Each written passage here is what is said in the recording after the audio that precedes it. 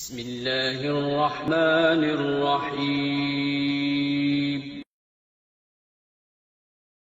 صلاۃ التسبیح کی شرعی حیثیت۔ بہت سے لوگ کہتے ہیں کہ اسلام میں صلاۃ التسبیح کی کوئی حیثیت نہیں ہے، کیا یہ درست ہے؟ نمرہ بلال صاحبہ نے سوال پوچھا ہے۔ دیکھیں، صلاۃ التسبیح کے بارے میں جتنی احادیث ہیں کوئی ایک بھی صحیح حدیث نہیں ہے، پہلی بات تو یہ۔ دوسری بات یہ کہ فقہا کا اصول ہے کہ ضعیف حدیثیں جب کثرت سے ہوں تو وہ درجہ حسن تک پہنچ جاتی ہیں، یعنی قابل قبول ہو جاتی ہیں۔ وہ اس بیس پہ اگرچہ صحیح حدیث ایک بھی نہیں ہے، لیکن کثرت سے حدیثیں ہیں، اگرچہ وہ ضعیف ہوں تو وہ مل کے ایک قوت مل جاتی ہے ان کو۔ اس بیس پہ جمہور علماء کا یہی مذہب ہے، یہی ان کا قول ہے، یہی ان کا فتویٰ ہے کہ صلاۃ التسبیح کو بالکل کالعدم قرار دے دینا یہ درست نہیں ہے۔ اس نماز کی ایک حیثیت ہے، یہ سنت عمل ہے، کیونکہ ضعیف روایتوں کی کثرت کی بیس پہ جو ہے وہ فتویٰ یہ دیا جائے گا کہ یہ نماز ثابت ہے، اور وہ فضیلت جو اس کی حدیث میں آتی ہے وہ فضیلت ثابت ہے۔ لیکن بعض علماء کا موقف یہ ہے کہ، اور میرا بھی رجحان انہی بعض علماء ہی کی طرف ہے، میں کوئی بہت بڑا عالم مفتی نہیں ہوں، لیکن ایک ٹوٹا پھوٹا سا رجحان اس طرف ہے میرا۔ وہ ابن تیمیہ رحمہ اللہ تعالیٰ نے جو بات کی ہے بڑی زبردست کی ہے، اور یہی بات ہمارے شیخ حضرت مفتی رشید احمد صاحب رحمہ اللہ بھی فرمایا کرتے تھے۔ حضرت نے تو ابن تیمیہ کی بات نقل نہیں کی، حضرت کی اپنی ذاتی رائے تھی مفتی رشید احمد صاحب کی، جو مفتی اعظم تھے، اور حضرت مفتی تقی عثمانی صاحب، حضرت مفتی رفیع عثمانی صاحب دامت برکاتہم العالیہ کے استاذ رہے ہیں 8 سال، بڑے علم میں مشہور تھے۔ ان کا بھی رجحان اس طرف تھا کہ وہ بھی صلاۃ التسبیح کو نہیں مانتے تھے۔ اس کی وجہ یہ تھی کہ وہ یہ کہتے تھے کہ ٹھیک ہے درجہ حسن تک روایتیں پہنچ رہی ہیں، مگر ان روایتوں سے جو نماز ثابت ہو رہی ہے نا، وہ ان مشہور متواتر روایتوں کے بالکل اپوزٹ ہے، یعنی ان کے خلاف ہے۔ امام ابو حنیفہ رحمہ اللہ تعالیٰ کا اور فقہ حنفی کا جو اصول ہے خاص طور پر مسائل کے استنباط کا، وہ یہ ہے کہ جو اگر کوئی متواتر یا قطعی چیز ہمارے سامنے آ جائے احادیث سے، اس کے مقابلے میں اگر صحیح حدیث بھی اس کے خلاف ہوگی تو اس قوی کو ترجیح دی جائے گی۔ جیسے قرآن ایک متواتر ہے، اب قرآن سے اگر کوئی حکم ثابت ہو رہا ہے تو اگر حدیث صحیح حدیث سے بھی یعنی حدیث اگر صحیح بھی ہو اور اس کے خلاف چلی جائے گی تو احناف پھر قرآن کو لیتے ہیں، حدیث کو اس میں تعویل کر لیتے ہیں، کیونکہ قرآن قطعی ہے۔ تو اسی طرح بعض روایتیں کثرت سے ہوتی ہیں جن سے ایک حکم ثابت ہو رہا ہوتا ہے، ان کے اپوزٹ اگر ایک کوئی صحیح روایت بھی ہوتی ہے تو اس کو احناف اکثر رد کر دیتے ہیں یا اس میں تعویل کر لیتے ہیں کہ بھئی جو متواتر روایتوں سے جو چیز ثابت ہو رہی ہے وہ اس کے بالکل اگینسٹ ہے۔ تو صلاۃ التسبیح میں بڑا اشکال یہ ہوتا ہے کہ اس نماز کی جو کیفیت ہے اس میں بعض دفعہ ایسا عمل ہوتا ہے جس سے سجدہ سہو لازم آ رہا ہوتا ہے،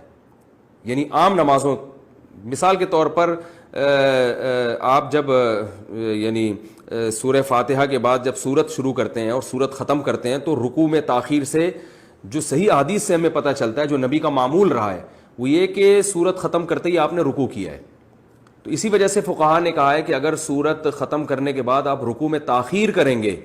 تو سجدہ سہو لازم ہو جائے گا۔ یہ کثیر صحیح حدیث سے یہ اصول نکالا ہے فقہا نے، جبکہ صلاۃ التسبیح اس کے اپوزٹ ہے۔ اس میں کیا ہوتا ہے کہ آپ تلاوت ختم کرنے کے بعد تسبیحات پڑھنا شروع کر دیتے ہیں، رکوع میں تاخیر لازم آ رہی ہوتی ہے۔ تو صحیح احادیث سے جو بات بے غبار روایات اور کثرت روایات سے جو بات ثابت ہو رہی ہے وہ یہ ہوتی ہے کہ سورت ختم کرتے ہی رکوع کرنا واجب ہے۔ تو اس میں کیا ہو رہا ہے کہ رکوع کرنا واجب نہیں ہے، تو یہ اگینسٹ ہو رہی ہے نا ان صحیح احادیث کے۔ اس لیے بعض علماء کا موقف یہ ہے کہ اگرچہ ضعیف روایتیں ہیں، کثرت سے ہیں، درجہ حسن تک پہنچی ہوئی ہیں، مگر اس سے جو نماز کی کیفیت ثابت ہوتی ہے وہ متواتر جو روایتیں ہیں ان سے ثابت ہونے والی کیفیت کے خلاف ہے۔ تو جو قوی ترین چیز ہے اس کو لیا جائے اور اس کے جو اپوزٹ اس کے جا رہی ہے اس کو ترک کر دیا جائے۔ اس بیس پر مفتی رشید احمد صاحب رحمہ اللہ تعالیٰ کی رائے تھی، حالانکہ انہوں نے کئی سال صلاۃ التسبیح پابندی سے پڑھی ہے، مگر جب ان کا رجحان اس طرف ہوا، یہ تحقیق کی طرف ان کا دماغ گیا، تو انہوں نے صلاۃ التسبیح چھوڑ دی، مگر منع نہیں کرتے تھے دوسروں کو، اس لیے کہ جمہور بہرحال اس کے قائل ہیں۔ تو میں بھی کسی کو منع نہیں کرتا، جو ہے وہ جمہور اس کے قائل ہیں، اور فقہ حنفی میں بھی فتویٰ اسی پر ہے کہ صلاۃ التسبیح پڑھنی چاہیے۔ تو لیکن بعض علماء بہرحال اس طرف گئے، اور پھر میں نے بعد میں علامہ ابن تیمیہ رحمہ اللہ تعالیٰ کی تحقیق پڑھی، انہوں نے بھی یہ بات لکھی ہے کہ لم یثبت مثلہ بمثلہ، کہ جس قسم کی نماز ان روایتوں سے ثابت ہو رہی ہے صلاۃ التسبیح والی، تو اس جیسی نماز جو صحیح روایتوں کے بالکل اگینسٹ جا رہی ہے اس کے لیے بہت مضبوط دلیل ہونی چاہیے. تو یعنی اتنی کمزور دلیل سے وہ ثابت اس کو نہیں کیا جا سکتا، کیونکہ یہ صحیح روایتوں کے اگینسٹ جا رہی ہے. یعنی جو مفتی رشید احمد صاحب کہا کرتے تھے، تو ابن تیمیہ رحمہ اللہ کی رائے بھی میں نے دیکھی کہ وہ بھی بالکل اس کے مطابق ہے، لیکن بہرحال جمہور اس کے قائل ہیں. علامہ ناصر الدین البانی رحمہ اللہ تعالی وہ صلاۃ التسبیح کے قائل ہیں، اور انہوں نے اس مسئلے میں عبداللہ ابن مبارک رحمہ اللہ کی تقلید کی ہے، اور بالکل واضح لفظوں میں تقلید کی ہے. ان کی تحقیق جو میں نے پڑھی تو انہوں نے بتایا کہ اگرچہ ضعیف روایتیں، لیکن عبداللہ ابن مبارک رحمہ اللہ تعالی جیسا محدث، وہ کہتے ہیں جب وہ پڑھا کرتے تھے تو پھر ہم اس کو سنتی سمجھتے ہیں. تو یعنی کیونکہ عبداللہ ابن مبارک بہت بڑے محدث تھے، فقیہ بھی تھے، تو انہوں نے کہا کہ عبداللہ بن مبارک نے چونکہ اس نماز کو افضل سنت قرار دیا اور ثابت قرار دیا ہے، تو اتنے بڑے محدث کی رائے کو میں فالو کر رہا ہوں. تو انہوں نے اس تقلید کا لفظ تو ذکر نہیں کیا، لیکن انہی کی تقلید میں، تقلید اسی کو کہتے ہیں کہ آپ کسی پر اعتماد کر کے کہ بھئی جب اتنا بڑا آدمی ایک چیز پہ فتویٰ دے رہا ہے تو میں بھی اس پر اعتماد کرتا ہوں. تو اگر کوئی تقلید کے طریقے پر اگر کوئی عبداللہ بن مبارک کو فالو کرے یا کسی دوسرے مجتہد کو، پھر تو ٹھیک ہے، لیکن اگر تحقیق کی دنیا میں جاتے ہیں تو پھر میرا رجحان اسی طرف ہے، کیونکہ امام حنیفہ سے صراحتاً اس بارے میں کچھ منقول نہیں ہے، امام مالک سے بھی صراحتاً اس بارے میں کچھ منقول نہیں ہے، یہ حضرات اس بارے میں خاموش ہیں. تو اگر ان سے منقول ہوتا تو بھی ہم کہتے کہ یہ اتنے بڑے لوگ ہیں، یقیناً ان کے سامنے کوئی مضبوط دلیل ہوگی، یا یہ اس حدیث کو یقیناً صحیح سمجھتے ہوں گے. کیونکہ مجتہد کا کسی حدیث پہ فتویٰ دے دینا یہ اس کی علامت ہے کہ اس کی نظر میں یہ حدیث بالکل صحیح ہے. تو وہ اگر یہ فیصلہ کر دیتے یہ حدیث صحیح ہے، تو پھر